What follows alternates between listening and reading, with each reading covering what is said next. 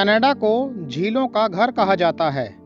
Canada में 30,000 से अधिक झीलें होने का अनुमान लगाया जाता है। कुछ झीलें संयुक्त राज्य अमेरिका और कनाडा के बीच साझा की जाती हैं। ETA कनाडा वीज़ा 6 महीने से कम समय के लिए कनाडा की यात्रा करने और इन खूबसूरत झीलों को देखने के लिए एक इलेक्ट्रॉनिक यात्रा परमिट है। कनाडा की महान झीलों की यात्रा करने के लिए पर्यटकों के पास एक कनाडाई ETA होना चाहिए। ETA कनाडा वीज़ा ऑनलाइन कुछ ही समय में बन जाता है। यह प्रक्रिया स्वचालित, सरल और पूरी तरह से ऑनलाइन है। इस वीडियो में हम आपको कनाडा की प्रमुख झीलों के बारे में बताने जा रहे हैं, तो वीडियो में अंत तक बने रहिएगा। सुपीरियर झील। यह झील उत्तरी अमेरिका की सबसे बड़ी झील है।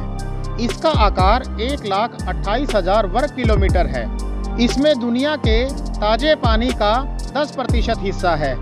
यह उत्तर में ओंटारियो, कनाडा और अन्य दिशाओं में अमेरिका के राज्यों द्वारा साझा की जाती है। यह झील दुनिया की सबसे बड़ी मीठे पानी की झील भी है। इस झील के आसपास कई पार्क हैं, जहां पर पर्यटक लंबी पैदल यात्रा करना पसंद करते हैं। व्हाइट फिश पॉइंट इस झील के दक्षिणी भाग के रूप में प्रतिष्ठित है। ओंटारियो झील। यह झील उत्तरी अमेरिका की एक महान झील है। इसका नाम कनाडाई प्रांत में मिलता है। इस झील के किनारे पर प्रकाश स्तंभ है। ओंटारियो झील का स्रोत नियाग्रा नदी है और अंत में यह अटलांटिका महासागर में मिलती है। इस झील के किनारे छोटे छोटे द्वीप हैं। ओंटारियो झील के विशाल क्षितिज को देखने के लिए न केवल पर्यटक बल्कि स्थानीय लोग भी आते हैं। लुईस झील। यह झील छोटी मछलियों के घर के रूप में प्रसिद्ध है।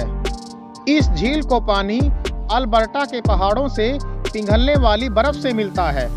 एक्वा ब्लू रंग आपको यह मानने का भ्रम पैदा कर सकता है कि यह झील उष्णकटिबंधीय है। यह झील सारा साल पानी से भरी रहती है। फेयरव्यू पर्वत से झील का एक तार्किक दृश्य देखा जा सकता है। 1 वर्ग किलोमीटर से भी कम क्षेत्र को कवर करने के बावजूद यह झील कनाडा की प्रसिद्ध झीलों में से एक है।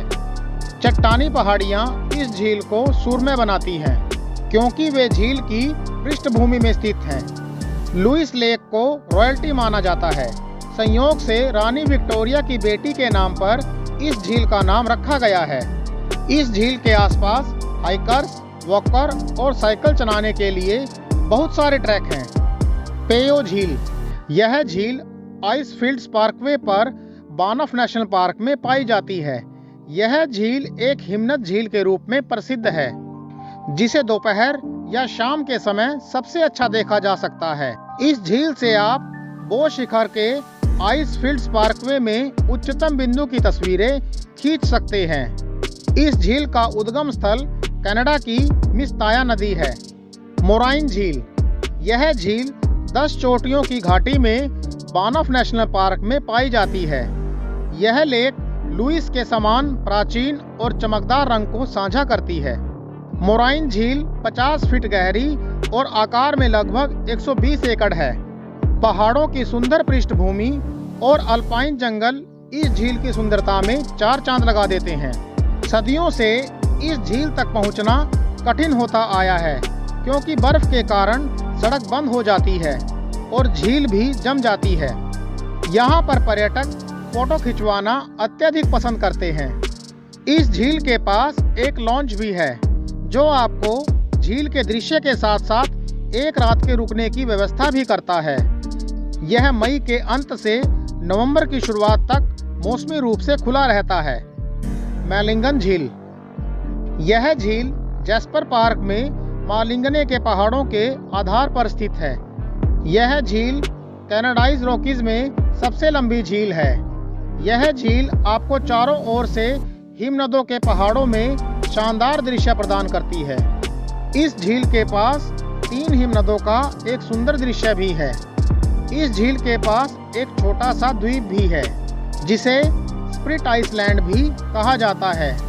पन्ना झील। यह झील योहो नेशनल पार्क में स्थित है और पार्क में पाई जाने वाली 61 झीलों में सबसे बड़ी है। पन्ना झील का नाम पत्थरों के नाम पर रखा गया है। चूना पत्थर के महीन कण झील को अपना प्राकृतिक हरा रंग प्रदान करते हैं। इस झील के चारों तरफ हरियाली पाई जाती है। पन्ना झील के आसपास पहाड़ों का प्रतिबिंब पानी में स्पष्ट रूप से देखा जा सकता है। यह झील क्रॉस कंट्री स्कीइंग के लिए भी एक लोकप्रिय स्थान है। पर्वतारोहियों के लिए झील के चारों ओर एक पगडंडी है, जहां से वो प्राकृतिक दृश्यों का आनंद ले सकते हैं और कुछ व्यायाम भी कर सकते हैं। आराम करने के लिए पन्ना झील के पास एक रिसोर्ट भी है, गैरीबाल्डी झील। यह झील गैरीबाल्डी प्रांतीय पार्क में स्थित है। गैरीबाल्डी झील तक पहुंचने के लिए आपको 9 किलोमीटर का रास्ता तय करना पड़ता है। इस हाइक को पूरा करने के लिए लगभग 5 से 6 घंटे का समय लगता है। इस झील पर गर्मियों के दौरान जंगलों और फूलों से भरे मैदानों के बीच चढ़ाई की जाती है। बहुत से पर्यटक रात भर गैरीबाल्डी में शिविर लगाने का विकल्प भी चुनते हैं, क्योंकि एक दिन में वापसी करना कठिन होता है। झील को अपनी नीली छाया ग्लेशियरों के पिघलने से मिलती है। चित्तीदार झील। यह झील सिमिलकामेन घाटी में ओसोयोस शहर के करीब स्थित है। चित्तीदार झील को उसका नाम झील में दिखाई देने वाले हरे और नीले रंग के धब्बों के कारण मिला है। इस झील के खनिज गुण गर्मियों के दौरान इसे खारा बनाने में मदद करते हैं, जिसके कारण झील में धब्बे बनते हैं। धब्बे देखने का सबसे अच्छा समय गर्मियों के दौरान होता है। इस झील में किसी भी तरह की गतिविधि की अनुमति नहीं है, क्योंकि यह एक संरक्षित और पारिस्थितिक रूप से संवेदनशील क्षेत्र है।